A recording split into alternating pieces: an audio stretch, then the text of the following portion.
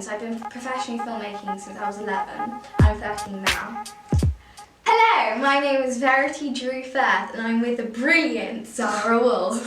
I'm literally honoured to be interviewing Verity, like literally ignore her, like I'm the honoured one here, not Verity. Verity is a young actor. She has done many professional projects. Verity's done so much acting, okay, so much. She's just such a pro, okay. She's been in stuff with the BBC, she's been in stuff at the Playhouse Theatre, and we're going to be going into a lot more detail into what she made of those experiences, I suppose you could say. So yeah, which one do you want to start with? How about how I got into it and the very beginning? Yes! So let's start yeah. at the very beginning. Yeah. How did you get into acting in the first place? What drew you? Well, it all started when I was about 3. Yeah. And I was in a dance class, and our dance class took us to a festival to perform, and that was the first experience I really had of performing in front of a large audience, and that's when I actually really awoke on me that this is the kind of stuff I wanted to do. Even though I didn't think of it as a career choice that early on, I knew that I wanted to continue something in that path. So that's when I went to drama classes. Here became my agent. I was the youngest person in the agency, which was amazing. I mean, I've been here for 8.5 years. How old were you at that time? I was 5. And then my first job, which I got, was actually on Channel 4 Man Down with Rick Mail and Greg Davies. I was in season 1, episode 3, and it was called Lucy's Birthday, and it was my birthday. So yeah, I was Lucy. I had my own caravan. It was so fun. It's about a man, his family, and it's about how he goes through his life with all these different things happening to him in quite a hilarious way, quite ramped up. The trailer of me going, "You're rubbish! You're rubbish!" When you did your audition, did you come away from it thinking, I got this, or did you think, nah, I don't have it? Some actually, it's quite funny because some films I come out of the audition room and go, I've got that. It actually happened to me. And did you get it when you thought that? Yeah. Oh, okay, Yeah. good. Imagine if you did. Yeah, that actually happened to me, and actually it was a student film, but the director, I was asking him for notes on my audition, and he said, first off, I'd like to give you the role. He asked me to do the audition three times, to come and do it 3 different ways. Yeah. And the second time I come back, I was like, but I'm not usually confident at all about thinking that I've got things, because sometimes it just clicks when you're with the director and the company. I remember going into the room and the director, the producer, Greg Davies, who's the writer and also stars in it, was there.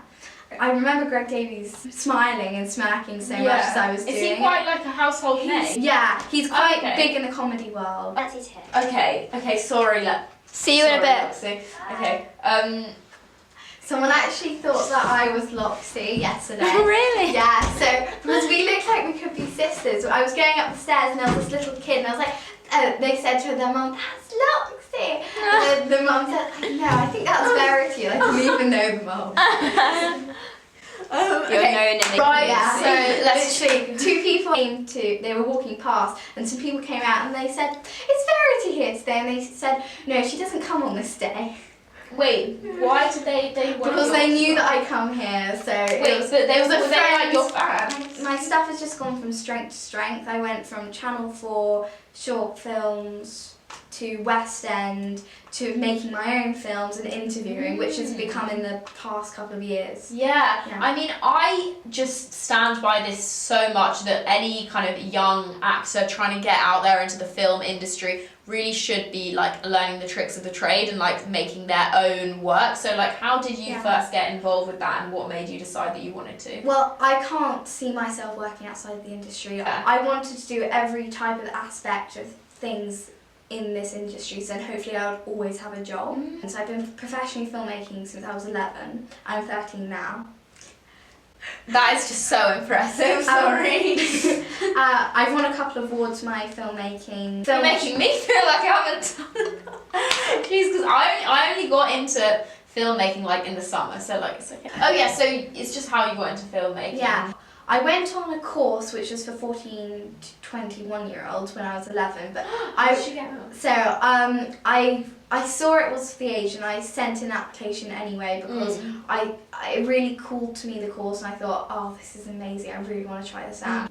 and I got in because I had to send in a short piece of video. They gave us a brief which had it had to be something to do with social media. Then the rest was us. So I co-wrote it, co-directed it, starred in it, and co-edited it. And that's when I realised that I wanted to get into filmmaking as well, because I gained a knowledge of the whole spectrum in a small amount of time. Even though the finished result wasn't something I was entirely happy with. Al Pacino's not happy with his film. I mean, like, I feel like everyone's going to be so critical of their own work though, aren't they? Like, it's never going to be, there's always going to be something that you could have done to improve it, but like, that's a good thing. Yeah. I don't think there's any shame in saying, yeah, like, I'm really proud of this film, but also, like, I could have done that and it would have been better. Like, the next project I want to talk about is the 1984. So many great, oh my god. How old were you when you worked on this project? I was 9 or 10. And do you want to summarise what the play is about in a sentence? So, it's a book by George Orwell which was adapted into a play which I was in called 1984. You weren't in it in 1984. No, it's called 1984. You look very good. Yeah. It was written by this guy in 1948, and he basically imagined what it would be like in 1984. Yeah. And it's a lot like what it is in today, which is really scary that people thought of that, and now it's actually what is happening. That is really scary. It is.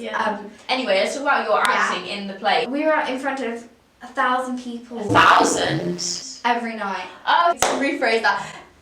Doing a really long run is very difficult for an actor because you have to bring something new to it. You can't just do the exact same thing every time, otherwise it won't be fresh. That's what I think anyways, that's my approach to acting. So how did you as an actor approach this 9-month run and make it different every night for the audience? To bring something slightly different is you put yourself in their shoes and their day-to-day life, and if something's happened to them earlier on the day, you think that and you embody that. That's how I take it. So if I embodied it, my character is going to be slightly different every day. So if I put myself in their shoes and imagine what happens before and after each scene, because some scenes I'm not in, so what would happen in the time period of that, well, that's happening. That's so interesting. So just to like clarify, your like technique of making it fresh, if you like, is that you would imagine literally what would happen before and after the scene, because like if you think of a narrative and you think of a scene in a play, like it's, you know, based on real life and things are going to be happening in real life before and after those events happen. So you would literally... And you bounce off other people, because sometimes the actors say different things or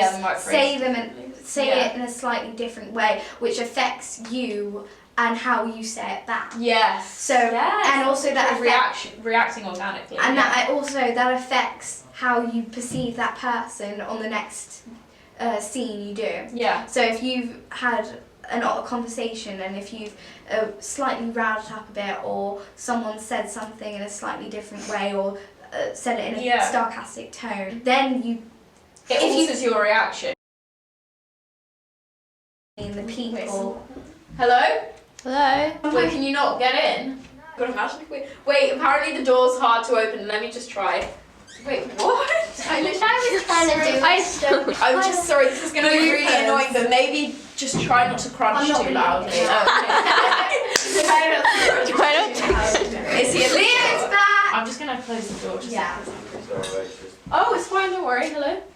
Hi. We're just doing like an interview, but you can come in if you want. I can't believe you ripped Leah's trousers in his dream. I know, I had a dream and everyone was in it, you were in it. What happened? You ripped his trousers? I ripped my trousers. We went to I ripped my trousers, or did I rip your you ripped your trousers? trousers, your big leather trousers. Yeah. That's why It's because it had happened to Max the night before. Are you still rolling? Yeah. It's fine, just keep rolling, it's fine. Great content. Thank you so much for watching. See you in the next video. Bye.